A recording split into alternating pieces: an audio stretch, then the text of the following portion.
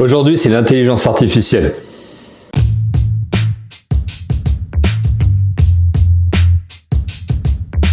On va parler de l'intelligence artificielle parce que je suis tombé sur un article du Conseil supérieur du numérique et des postes, qui est un conseil qui travaille sur des préconisations qu'il peut faire au gouvernement.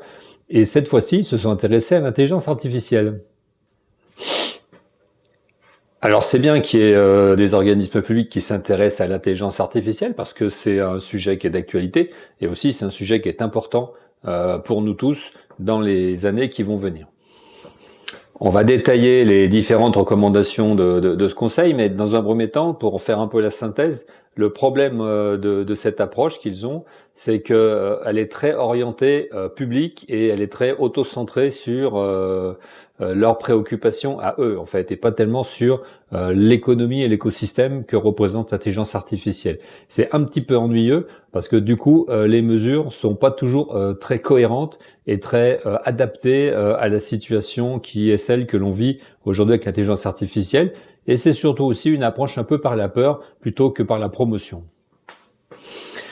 Alors cet avis, il a été rendu très récemment puisque c'est un avis du 17 janvier.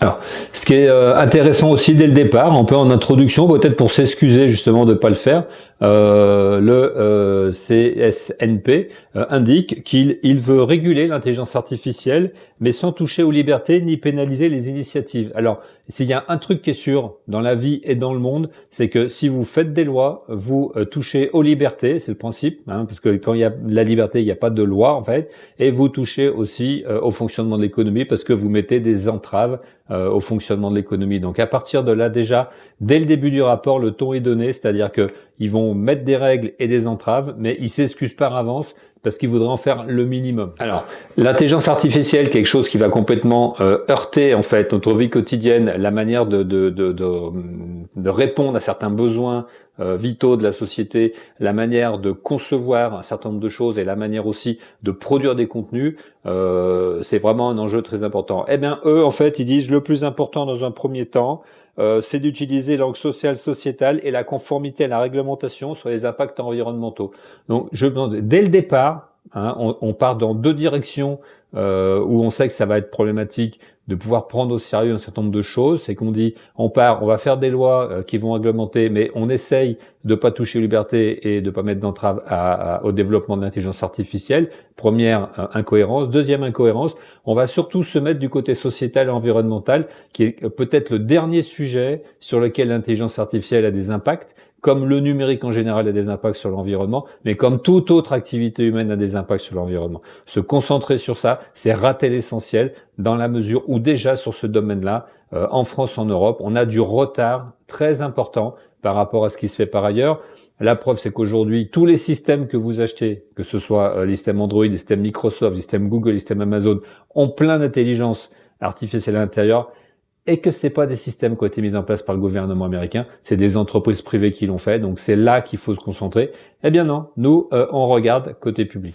Pour pas que la vidéo soit trop longue, parce qu'il y a une trentaine de recommandations, je vais vous faire un petit florilège en fait de choses un petit peu piquantes et un petit peu sympas, et c'est toujours intéressant de voir que je suis quand même allé jusqu'au bout du document, malgré un certain nombre de choses que j'ai lues dès le départ. La première recommandation du Conseil, c'est d'anticiper les impacts sociaux du développement de l'IA en demandant aux acteurs économiques et sociaux et au pouvoir public de planifier les plans de formation continue et de reconversion.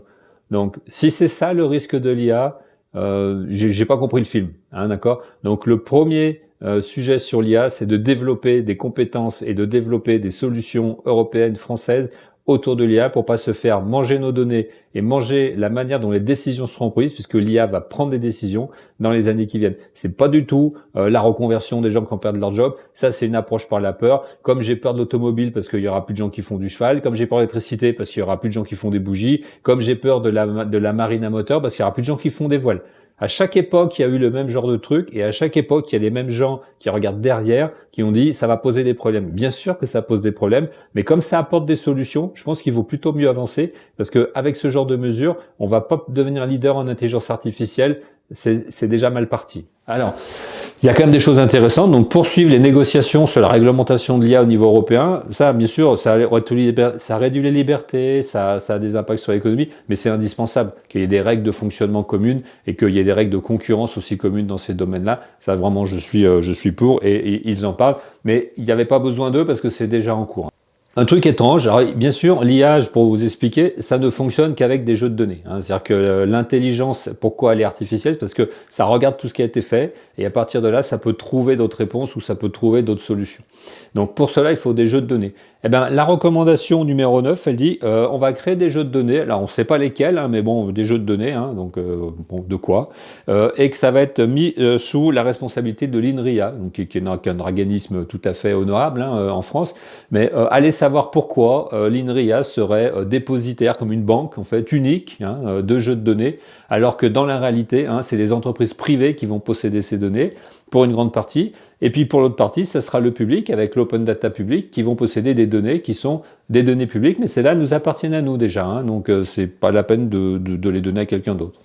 Alors, comme ça, d'un coup, à un moment, on parle de la rémunération des chercheurs français par rapport à l'IA. Faudra quand même rappeler que là, c'est pas les chercheurs français qui vont développer l'IA, ou un petit peu, mais c'est pas le fait qu'ils soient mal payés ou bien payés qui va nous rendre leader ou suiveur.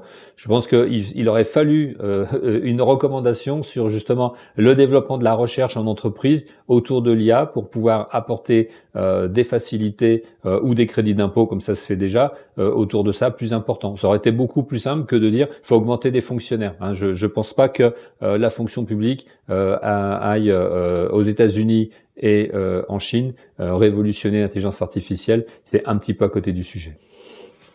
Alors, sur les recommandations 16 et 17, là, d'un seul coup, on parle des entreprises, alors je sais bien, alors, par contre, il faut que ce soit frugal, il faut que ce soit respectueux de l'environnement, et il faut un référentiel universel sous l'égide de l'ONU. Bah voilà, donc je m'étais dit, tiens, c'est bien, on va enfin parler des entreprises. Non, en fait, l'IA, frugal, universel, l'ONU, ouais, bon, bonne idée. Au final, je vous fais grâce de tout détail de recommandations. Vous les trouverez sur le rapport qui sera en lien avec l'article sur XYMag et sur les vidéos. Voilà, globalement, grosse déception avec ces recommandations. Un peu en partie tarte à la crème, un peu en partie hors sujet et complètement, je pense, déconnecté de l'enjeu aujourd'hui qui est que les entreprises aux États-Unis, en Chine, ont pris une avance colossale sur l'intelligence artificielle, d'autant que ce sont les gens qui nous fournissent les outils de base que l'on utilise au quotidien, système Microsoft avec son système Windows, Google avec son système Android, avec la dernière version qui propose des solutions d'IA gratuites intégrées, Apple aussi avec ses systèmes. Donc on voit bien que on n'est pas du tout à la hauteur avec les budgets qui sont investis en recherche et développement dans les entreprises privées en Europe. Mais de toute façon, j'ai déjà dit dans un précédent article, quand je parlais de la réglementation européenne en matière de souveraineté, il n'y a pas d'acteur européen qui est du niveau de ces gens-là qui permettrait d'avoir une alternative. C'est plutôt cette recommandation-là, moi, que je ferais. Créer un acteur européen, comme on l'a fait dans l'aéronautique avec Airbus ou dans d'autres domaines, qui est capable de rivaliser avec ces gens-là et de proposer à l'Europe des solutions souveraines qui permettraient de proposer de l'intelligence artificielle contrôlée par notre droit. Aujourd'hui, on n'en est pas du tout là, et c'est bien là que le bât blesse, et c'est bien là que malheureusement le comité est passé à côté du sujet.